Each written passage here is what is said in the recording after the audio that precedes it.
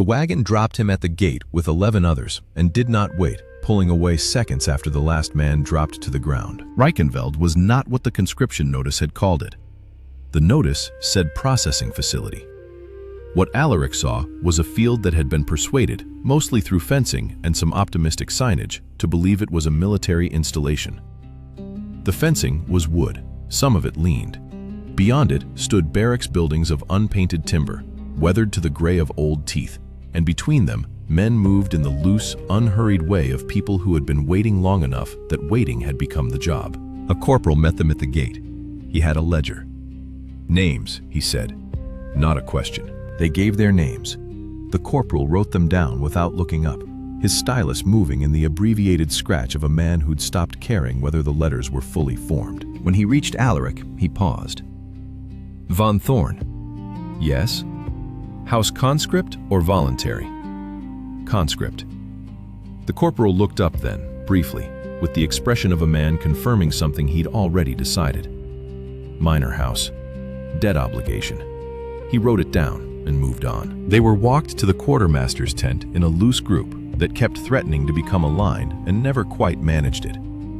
The quartermaster was a heavy-set sergeant who distributed kit with the efficiency of someone who had long since stopped thinking of the objects as objects. Bedroll, mess tin, 2 shirts, 1 pair of boots if your size was in stock, a chit if it wasn't. Alaric's size was not in stock. He took the chit, folded it into his breast pocket, and stepped aside. The boots he'd arrived in would hold for now. He noticed the quartermaster counting items out of the crate without writing anything down, logging the whole day's draw in a single entry at the end of his shift. The notice went into the back of his mind, behind other things. Barracks 7 was the 4th building from the eastern fence. Inside, 20 double bunks, a cold stove at the far end, the smell of men who'd been sleeping in the same air long enough for the smell to stop registering. Most bunks were already claimed by kit, if not by bodies. Alaric took a lower bunk near the middle of the room. Not the door, which got the cold and the traffic. Not the back, where the stove smoke collected, and whoever had claimed proximity to it had decided that gave them the right to gather. Middle was unremarkable. Unremarkable was where he intended to stay. He stowed his kit. The men around him were doing what men did when they'd been dropped somewhere unfamiliar. 2 were talking too loudly about someone they both knew from somewhere that wasn't here. 1 was already on his back with an arm over his eyes. Several were arranging their small belongings with more attention than the belongings warranted. Alaric was 31 years reborn into this world, and now in a body that's been on this world for 22 years. The body was lean, not yet hardened, with the quality of someone who had done physical work, but not soldiering. Most of these men moved like they were hoping not to bump into anything. The corporal came back at the end of the working day, ledger open. "Roll call. Sound off when I read your name." He read 20 names. Alaric's was 14th. He said sound it off at the right moment, clearly, without emphasis. The corporal finished the list and looked at the room. He counted heads with his lips moving slightly, the way a man counts who learned the habit young and never revised it. He counted 38. He looked at his ledger. He looked at the room again. 38. He wrote something in the margin. Then he closed it and said, "Lights out at the second bell. Muster at dawn. Don't be late." He left. After evening meal, lentil soup from a cauldron, served by a cook who had the look of a man who'd stopped tasting anything he made, he walked the camp. Not quickly, not with purpose. The men he passed didn't look at him, and he didn't look at them. That was the agreement. The camp ran in 2 rows of barracks, north to south, with the administrative buildings clustered at the northern end near the main gate. Behind the 3rd barracks, a gap in the fence where 2 boards had been pulled aside. Men came and went through it. Not many. Not obviously. The southern end backed onto a drainage ditch below a low earthen berm. At the main gate, 2 sentries on a rotation. The change of watch took 4 minutes. Neither of them watched the gate during it. The quartermaster's tent was closed with a toggle latch. The evening quartermaster was a different man than the morning one, and there was no overlap between their shifts. He came back before the 2nd bell and lay down in the dark. Around him, men breathed and shifted, and 2 were already snoring with the commitment of men who had stopped expecting better. He stared at the ceiling. The count had been wrong. Not the count, the ledger. the count had been what it was. The ledger had decided otherwise, and now the ledger was what was true. That was how it worked here. Ink on paper was the ground these men stood on, not the ground under their feet. He'd understood that abstractly. Now, he understood it in his hands. Outside, the second bell rang. A man near the door turned over heavily. Someone muttered something that wasn't addressed to anyone. Alaric closed his eyes. He thought about the gap in the fence behind the third building. He thought about the quartermaster who didn't reconcile his shift. Dawn muster was in 8 hours. He had enough to think about until then. The infraction was simple enough to arrange. At evening meal, he'd taken a second ladle of soup without waiting for the line to clear. Not subtle, not accidental. Done in full view of the duty corporal who had been looking for something to write in his report, because the evening had otherwise given him nothing. The corporal had seemed almost grateful. Latrine watch, western perimeter. 4 hours beginning at the second bell. Alaric had thanked him. The western perimeter was the least watched stretch of fence in the camp. The main gate sentries faced north. The officers' quarters backed onto the eastern fence, which drew foot traffic from men who wanted to be seen near authority without having to engage it. The southern fence had the gap. The western perimeter had a drainage easement and a stand of scrub willow that came within arm's reach of the fence line. And the single lamp on the corner post threw its light the wrong way, and always had. He walked slowly. The mud had frozen on top and softened underneath, so each step broke through a crust and sank slightly. The camp noise fell behind him. Voices, the clank from the mess, the dense quiet of a large number of men trying not to disturb each other in close quarters. At the midpoint of the fence, he stopped.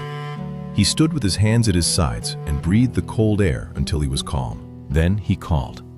It was not a word and not a gesture. It was the thing underneath both, something that had always been there. He called, and something answered. The man appeared. One moment there was dark between Alaric and the fence. Then there was a man standing in it. He was Alaric's height, roughly. The uniform was gray. Not the gray of the camp's issue kit, but flatter. The gray of sky before the decision to reign. His face was a face. Eyes, nose, mouth, in the proportions of a man in his middle years. Nothing wrong with it. Nothing to catch on either. If you looked at him directly, you saw a man. If you looked away, the details softened immediately, the way a dream does when you reach for it. Alaric studied him. The hands, the feet, the way he held his weight. Most men asked to stand still produced small adjustments, a shifted foot, a slow breath that moved the shoulders. This man produced nothing. His chest moved. That was all. The question of what the man was, Alaric had settled a long time ago. Or rather, had decided it wasn't a question he needed answered in order to use what was being offered. Not a ghost, not the walking dead of the old stories. A soldier. His soldier. The deeper question had become less interesting somewhere around his mid-20s, when it became clear that no theology or natural philosophy he'd encountered had anything useful to say about it, and he'd stopped looking. West fence, Alaric said. Full walk, this point to the south corner and back. Repeat until the dawn bell. If anyone approaches, go to the fence line and be still. The man turned and walked west. Alaric watched until the gate confirmed itself. Even unhurried, the pace of a sentry with somewhere to go. Then turned and began his own circuit of the perimeter. He thought about what he had.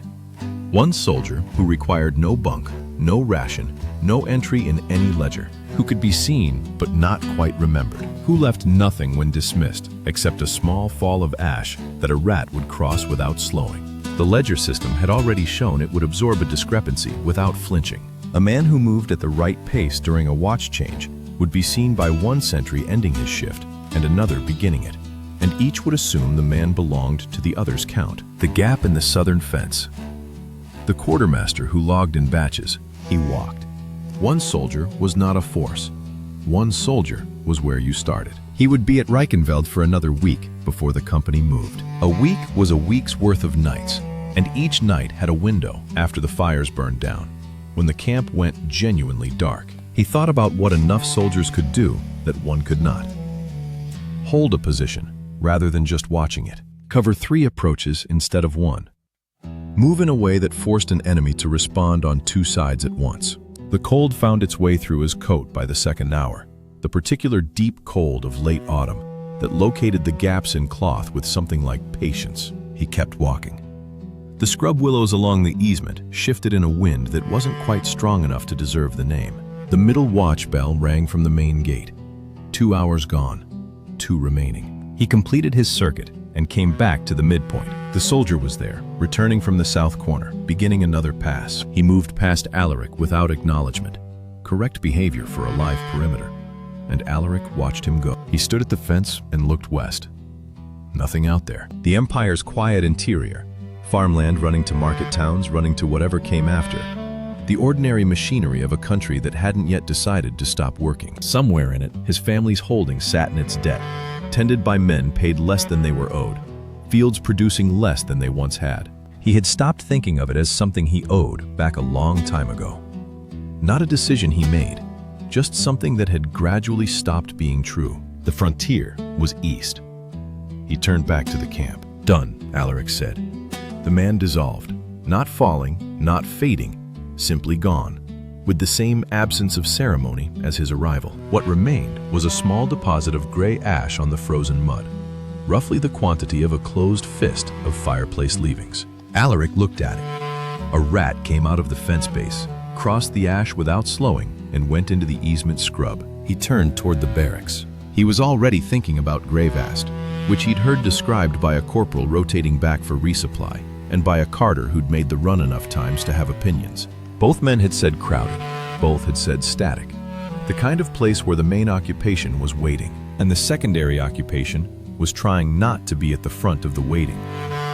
He thought about what it meant to arrive in a place like that, already established, relationships already set, as a man with no history there and no intention of announcing himself before he had something worth announcing. He went inside.